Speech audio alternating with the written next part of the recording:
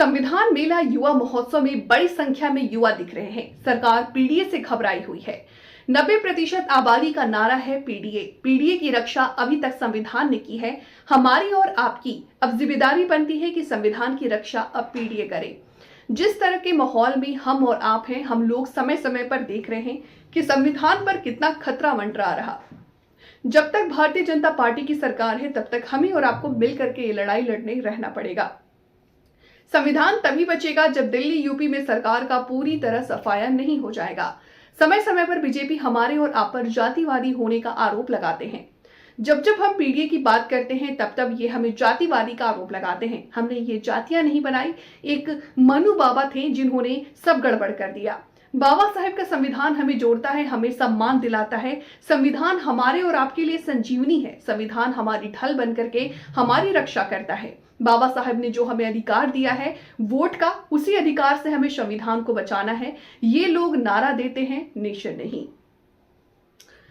सरकार है जो रिकॉर्ड बनाने का दावा करती है। हम पर साथ कितनी परीक्षा कर सकते हैं। बीजेपी के एजेंडा में नौकरी नहीं है, नौकरी नहीं देना चाहते क्योंकि वो हमारा और आपका आरक्षण छीनना चाहते हैं। भाजपा जानबूझकर समय समय पर साजिश करती है। हमारे मुख्यमंत्री बीजेपी के लोग राइट तो स्पीच नहीं दे करते, राइट तो फिक करते हैं। बांटोगे तो अक्टूबर दुनिया का सबसे बड़ा संवैधानिक नारा था। पहले तो इनके डबल इंजन के इंजन टकराते थे, फिर डब्बे टकराने लगे। अब इनके नारे से इनकी पार्टी के लोग ही किनारा कर रहे हैं।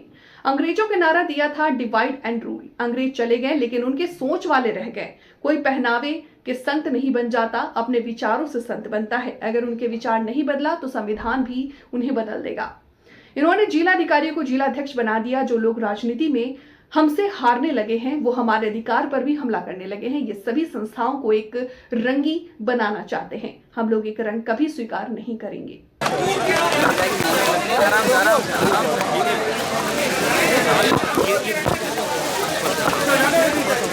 चलिए, बहुत धन्यवाद।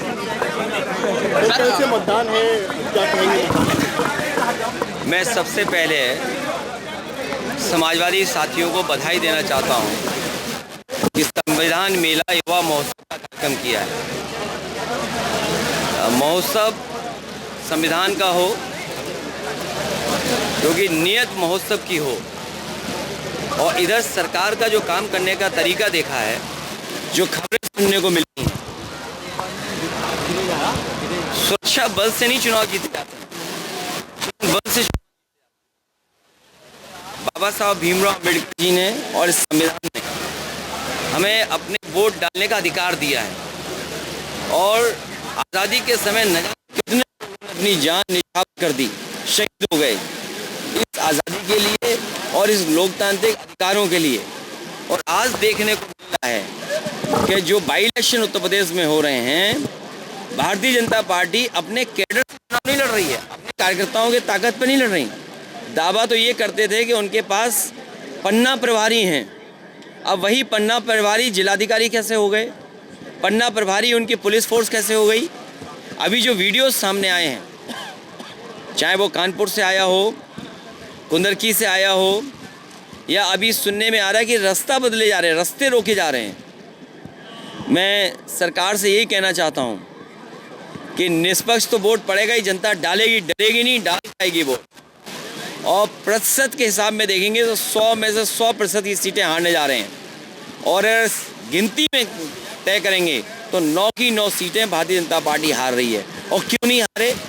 अभी झांसी में जो देखा हम लोगों ने कि 10 से ज़्यादा बच्चों की जान चली गई। और जिस तरह का रख रखाव या मेडिकल फैसिलिटीज़ को बेहतर होना चाहिए था।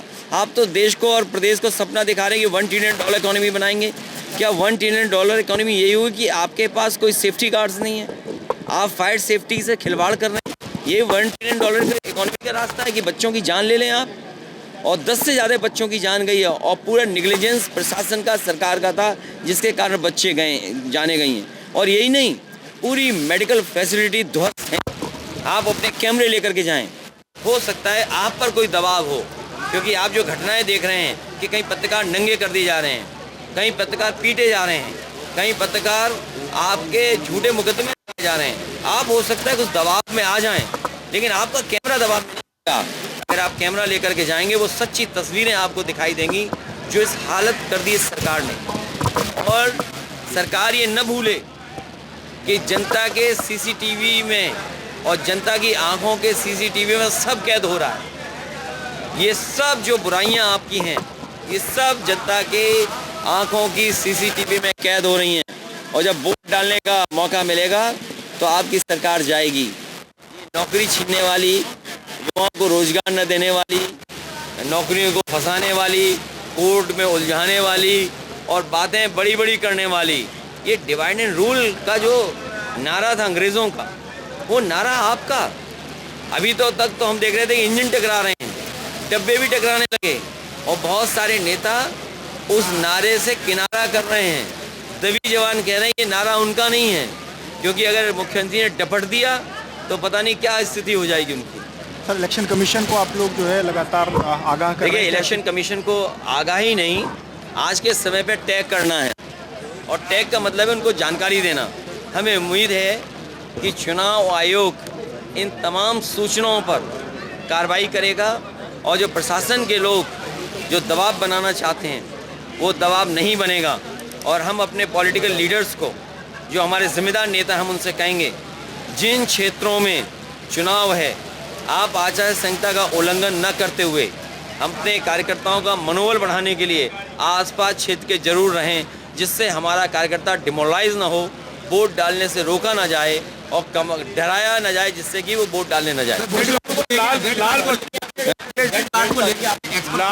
देखिए, ये रेड कार्ड तो ये सरकार प्रशासन कहता है कि प्रशासन ने दिया है, लेकिन ये सरकार दिलवाती है रेड कार्ड।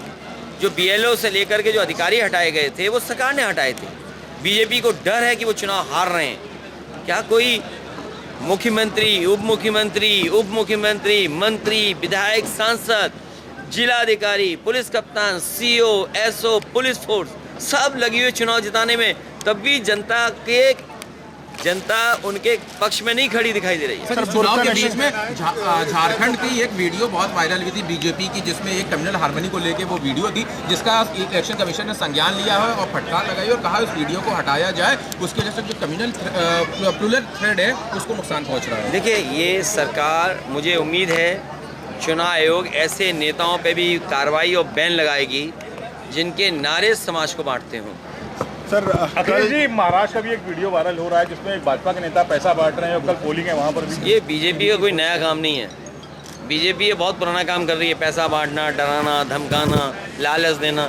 ये तो अच्छा है शराब वाली बोतलें नहीं पकड़ी गई, ये बीजेपी वाले वो काम भी करते हैं, सर, शराब भी बंटवाते हैं। बुर्का नशी उनको लेडीज़ को लेकर के भी कहा गया है कि देखिए, ये चुनाव के समय हर बार होता है, ये बीजेपी की रणनीति है और बीजेपी इसी तरह का काम करती है। हमें उम्मीद है चुनाव आयोग और संविधान और लोकतंत्र जो हमें व्यवस्था देता है उसके तहत वोट पड़ेंगे। भाजपा कह रही है सीसामऊ की सीट जीतकर वो अयोध्या का जो बदला है वो कहीं ना कहीं लेगी। लोकतंत्र में बदला नहीं लिया जाता है।